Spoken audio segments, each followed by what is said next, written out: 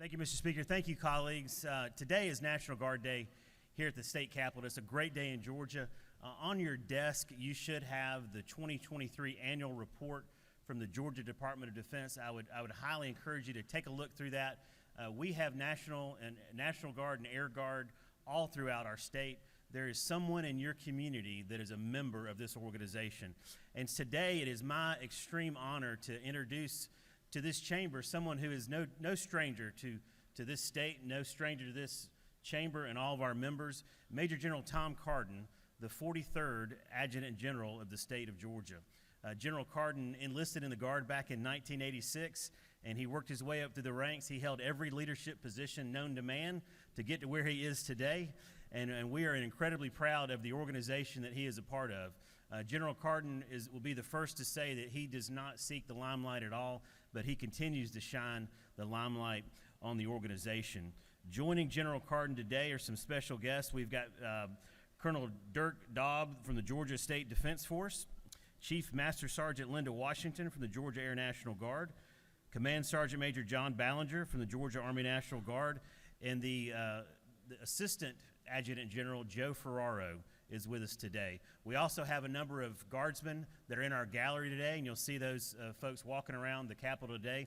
Please, if you would, shake their hand, and as we always say, we thank them for their service, and we thank them for what they do for the state of Georgia. So now I'd like to turn it over for a few remarks to Major General Tom Cardin.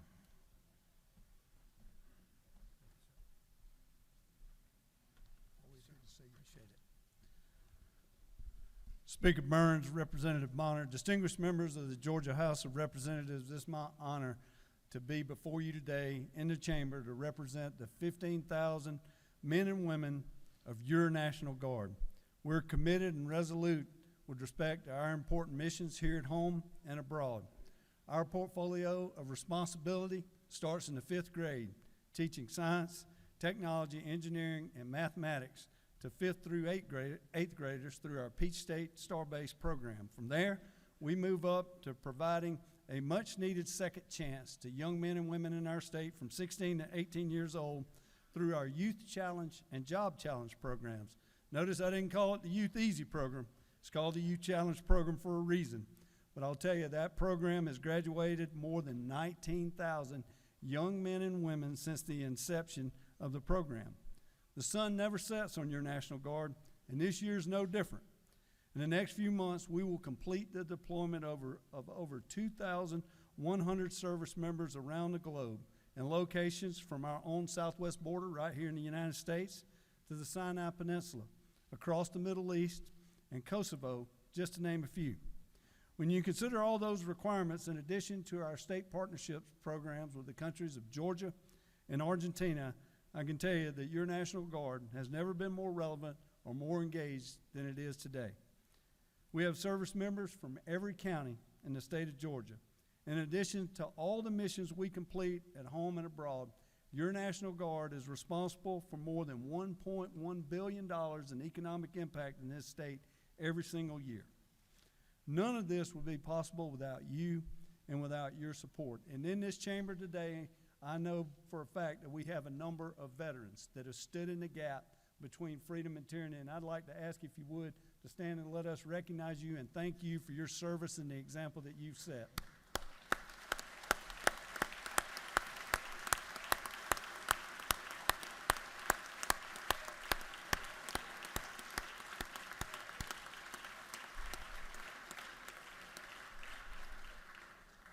You know, I told our organization earlier, the representatives that we brought here, is we call this National Guard Day at the Capitol. But the purpose of this is really for your National Guard to come into the people's house and thank you for what you do. The work you do in this building literally bends the mathematical odds in favor of our service members going to do the mission and returning home to their families safely. Evil never takes a day off.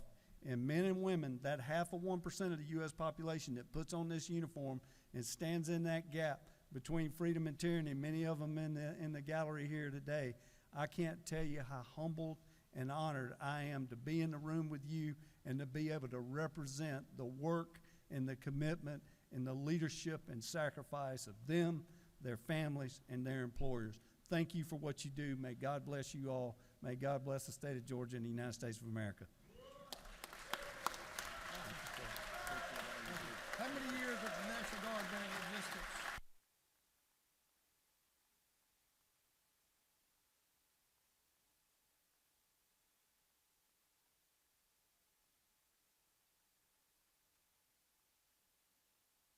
So our Guard members are standing. Y'all remain standing. I want to make sure that we give you a round of applause and show you our appreciation for what you do every day for us.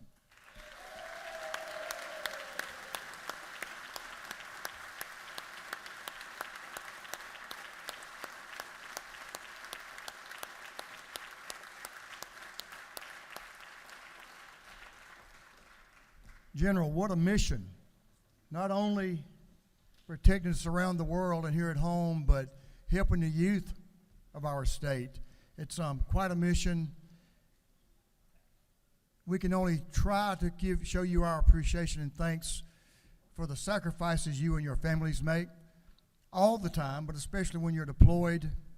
We appreciate that. Thank you for your vigilance. That's why we're able to be here today. That's why we enjoy the freedoms that we enjoy in this country. Because of 300 and how many years, General? 387 years, members. The Guard has been protecting Americans, protecting this country.